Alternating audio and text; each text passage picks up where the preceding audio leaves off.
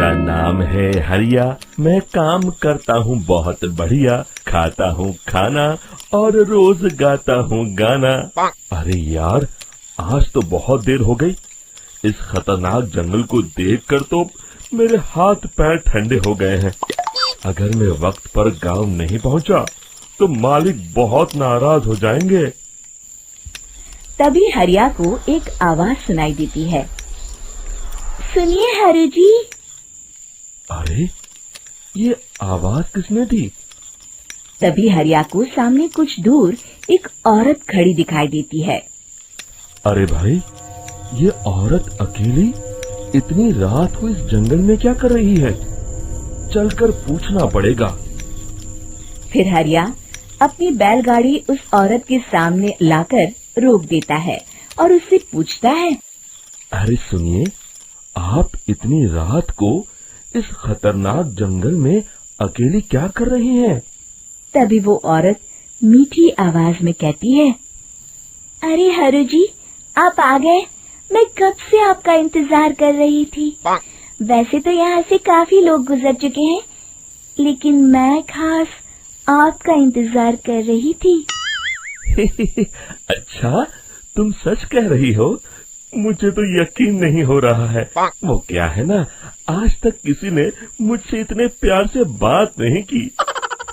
हाँ हाँ हरु जी, मैं सच कह रही हूँ। अब देर मत करिए और जल्दी से मुझे मेरे घर तक छोड़ दीजिए। हाँ हाँ, कौन सी बड़ी बात है, अभी छोड़ देता हूँ। आप मेरे पीछे बैलगाड़ी में बैठ जाइए और मुझे रास्ता बताते चलिए। फिर वो औरत हरिया की बैलगाड़ी में बैठ जाती है और हरिया बैलगाड़ी हाँकता हुआ आगे चल पड़ता है। फिर उस औरत के बताए हुए रास्ते पर चलते चलते हरिया बैलगाड़ी लेकर एक काली गुफा के आगे आकर रुक जाता है। हरिया उस औरत से पूछता है। हाँ देवी जी, आपका घर कहाँ है? यहाँ तो एक गुफा के अलावा और कुछ नहीं है। तभी अचानक वो औरत हवा में उड़ने लगती है। देखते ही देखते उसका सुंदर रूप एक डरावनी चुड़ैल में बदल जाता है और वो जोर जोर से हंसती है। अरे तू तो एक नंबर का बेवकूफ निकला। तू तो बड़ी आसानी से मेरी बातों में आ गया। अरे मर गया रे, ये तो एक चुड़ैल है। हे भगवान बचा ले, ये तो बड़ी डरावनी दिखाई दे रही है।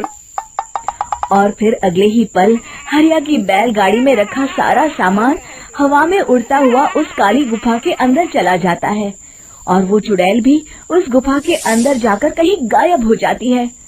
हरिया ये नजारा देख बुरी तरह घबरा और परेशान हो जाता है। अरे, ये चुड़ैल तो मेरा सारा सामान लेकर गुफा में गायब हो गई। अब क्या होगा? अगर मैं गांव खाली हाथ गया तो मालिक मेरी अच्छी खबर लेंगे। मेरी इस बात का कोई यकीन भी नहीं करेगा। फिर आखिर वही हुआ। हरिया के मालिक चंपक सेठ को हरिया की किसी भी बात पर रत्ती भर भी यकीन नहीं हुआ। चंपक सेठ को लगा हरिया झूठ बोल रहा है और उसने ही लालच में आकर सारा सामान हड़प कर लिया है। फिर हरिया को बेईमान समझकर चंपक सेठ उसे काम से निकाल देता है। अगले दिन अपनी दुकान में परेशान बैठा चंपक सेठ गुस्से में बड़बड़ाता है। अरे, दुकान में तो सामान बिल्कुल भी नहीं है। अब मुझे ही शहर जाकर सामान लाना होगा। फिर वो अपनी बैलगाड़ी लेकर शहर चला जाता है। शहर से सामान लेकर जब चंपक सेठ वापस गांव लौट रहा होता है, तभी उसे एक आवाज सुनाई देती है।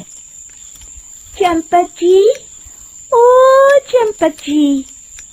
अरे, ये तो कोई मेरा नाम लेकर मुझे पुकार रहा है। फिर उस रास्ते में वही औरत खड़ी दिखाई देती है।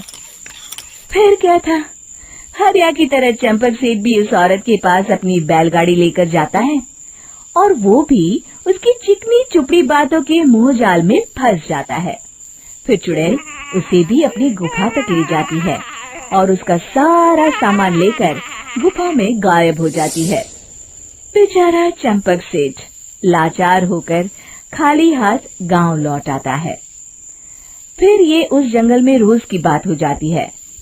जो कोई भी शहर से कुछ लेकर गांव की तरफ लौटता, वो चुड़ैल उसे बेवकूफ बनाकर उसका सारा सामान लेकर गुफा में गायब हो जाती। एक दिन हरिया एक लकड़हारे को उसी जंगल की तरफ जाते हुए देखता है। फिर हरिया उसे रोकते हुए कहता है, अरे भाई, क्यों अपनी मौत को दावत दे रहे हो? मेरी बात मानो, आगे जंगल में मत जाओ, वहाँ एक बड़ी भयानक चुड़ैल रहती है। लकड़हारा हरिया की बातों को नजरअंदाज करते हुए कहता है, अरे भाई, मुझे पहले ही बहुत देर हो चुकी है, मुझे जाने दो भाई। शाम तक लकड़ियाँ काट कर शहर के बाजार में बेचना है। तुम अपनी ये कहानी किसी फुर्सत में बैठे इंसान को सुनाओ, अब मैं तो चला। इतना कहकर लकड़हारा वहाँ से आगे जंगल की तरफ चला जाता है। फिर अगले दिन गांव के मुखिया के घर के बाहर बहुत सारे लोग जमा हो जाते हैं। तभी हाथ में कुल्हाड़ी लिए खड़ा लकड़हारा कहता है, अरे मुखिया जी, अब आप ही हमें बचाइए उस जंगल वाली चुड़ैल से। हमारा सारा काम तो शहर से ही होता है। अरे मुखिया जी, उस चुड़ैल की वजह से तो मैं पूरी तरह बर्बाद हो गया हूँ। हम सबको मिलकर उस चुड़ैल का कोई इलाज करना पड़ेगा। तभी भीड़ में खड़ा वीरा कहता है, आप लोग चिंता मत करिए, कल से वो चुड़ैल किसी को नहीं लूट पाएगी। मेरे पास एक बहुत अच्छी तरकीब है। तभी चंपक सेठ उसका मजाक उड़ाते हुए कहता है, अरे तेरा नाम वीरा है तो क्या हुआ? तूने अभी उस चुड़ैल को देखा नहीं है? जाकर अपना काम कर, बड़ा आया। तब मुखिया जी कहते हैं, नहीं नहीं चंपक सेठ, मुझे लगता है हमें इस लड़के को एक मौका देना चाहिए। फिर सभी गांव वाले मुखिया जी की बातों से सहमत हो जाते हैं और वीरा शाम को एक बैलगाड़ी में कुछ सामान लादकर उस जंगल की ओर चल देता है। वीरा, ओ वीरा, कहाँ जा रहा है?